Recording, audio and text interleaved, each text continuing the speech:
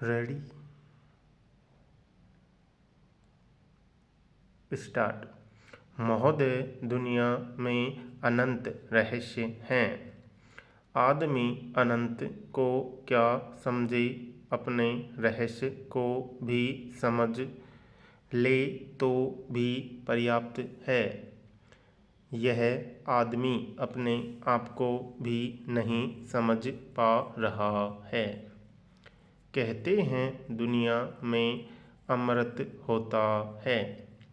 अमृत का अर्थ ऐसे पदार्थ से जुड़ा हुआ है जिसके खाने से आदमी मरे नहीं, अमर बन जाए। अमृत फल, अमृत बेल जैसे अनेक शब्द प्रयोग चलते हैं, पर हमारी जानकारी में ऐसा कोई पदार्थ नहीं आया जो आदमी को अमर बना दे। हाँ, ऐसे अनेक पदार्थ हैं जो मनुष्य के लिए स्वास्थ्यकारी हैं। वे मनुष्य के तन मन को स्वस्थ एवं सक्रिय रख सकते हैं, पर ऐसा कोई पदार्थ देखने में नहीं आया जो आदमी को अमरता प्रदान कर दे। हाँ, ऐसे अनेक पदार्थ हमारी जानकारी में हैं जो तत्काल आदमी को मौत के घाट उतार दें।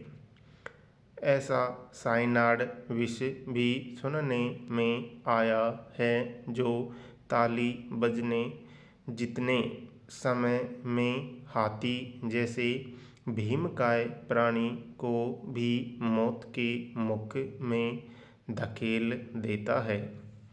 ऐसे अनेक जहर हैं कि उन्हें खाने के बाद आदमी उनके स्वाद के बारे में बताने तक के लिए भी जिंदा नहीं रह सका।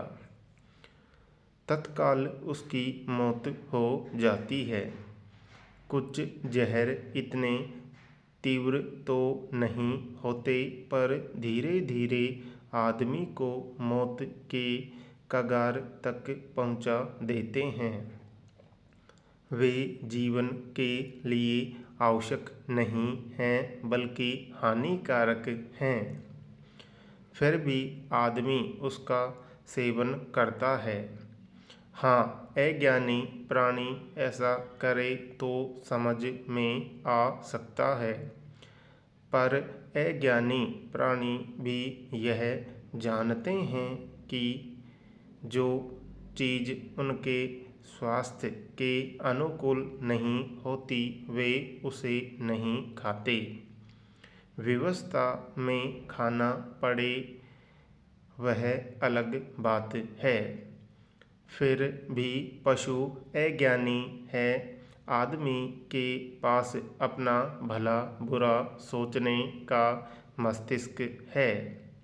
इसके बावजूद वह यदि अज्ञानी बनता है, जहर खाता है, तो उससे बढ़कर नादान कौन हो सकता है। जहर के अनेक रूप हैं, पर नशा तो उसका स्पष्ट दिखता हुआ रूप है। नशे की शुरुआत कुसंगति, कौतूहल या फैशन के रूप में होती है। धूम्रपान उस मंजिल की ओर उठा हुआ पहला कदम है। धूम्रपान करना बच्चा या तो अपने परिवार से सीखता है या पास पड़ोस और मित्रों से। शुरू शुरू में इससे थोड़ी स्फूर्ति अनुभव होती है, पर धीरे धीरे वह स्फूर्ति आदत बन जाती है। फिर आगे चलकर गाड़ी धूम्रपान तक नहीं रुकती। महोदय, शरीर की थकावट तथा मानसिक परेशानियां भी इसका कारण बनती हैं, पर नशा करने वाले परिवारों की हालत इस हर जगह हमेशा देख सकते हैं। भले ही कितनी ही व्यवस्था क्यों न हो, पर जिस घर में नशे का प्रवेश हो जाता है, उस घर से श्री शांति कूच कर जाती है। फिर भी आश्चर्य यही है कि लाखों करोड़ों लोग मौत के इस कूच में शामिल हो रहे हैं। मज़े की बात तो यह है कि बहुत सारे समझदार लोग भी इसके चंगुल में फंसे हुए हैं। नशे से होने वाली हानियों के बारे में अब कोई संदेह नहीं रह गया है। अनेक विद्वान अनेक चेतावनियां दे चुके हैं, पर कितने आश्चर्य की बात है कि मौत से जूझने वाले अनेक डॉक्टर भी नशे के आत्मघाती जाल में फंसे हुए हैं। यह सही है कि नशा विविध रूपों में आदमी को नुकसान पहुंचाता है। यही वह सड़क है जो आदमी को अपराध जंगलों में ले जाकर छोड़ती है। जो नशे के आदी बन जाते हैं, उनको समझा पाना बहुत कठिन है। आदत के चंगुल से मुक्त होने का साहस करने वाले शूरवीर कम ही होते हैं। ऐसी स्थिति में यही उचित लगता है कि कम से कम उन लोगों को तो बचाया जाए जो अभी तक इसकी चपेट में नहीं आए। ऐसी स्थिति में दृष्टि बच्चों तक पहुंचती है।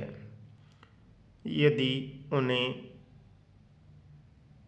सन्मार्ग दिखाया जाए तो संभव है कि उनको व्यसन में पड़ने से रोका जा सके। इसके लिए हमारे विद्यालय ही सर्वोत्तम साधन हैं। बच्चे न केवल संवेदनशील होते हैं, अपितु ग्रहणशील भी होते हैं। अतः सबसे पहले विद्यालय को भी नशा मुक्ति की इकाई के रूप में स्वीकार किया जाना चाहिए। विद्यालय का अर्थ केवल छात्र ही नहीं है। शिक्षकों को भी इस अभियान से जोड़ना चाहिए। जो शिक्षक नशा करते हैं, वे न केवल अपना ही विनाश करते हैं, अपितु वे एक सामाजिक अपराध के दोषी हैं। उन लोगों को विद्यालयों में प्रवेश करने का अधिकार नहीं होना चाहिए। फिर भी उनका बहिष्कार करने से काम नहीं चल सकता। आवश्यकता यही है कि उन लोगों के अंदर बैठे हुए भगवान को जगाया जाए। यद्यपि बहुत सारे शिक्षक व्यसन मुक्त ही होते हैं, यह जो थोड़े लोग व्यसन ग्रस्त हैं, उनके विवेक को जगाया जा सकता है। यह तर्क सही है कि बच्चे केवल स्कूल में ही नहीं, बाहर के परिवेश से भी प्रभावित होते हैं।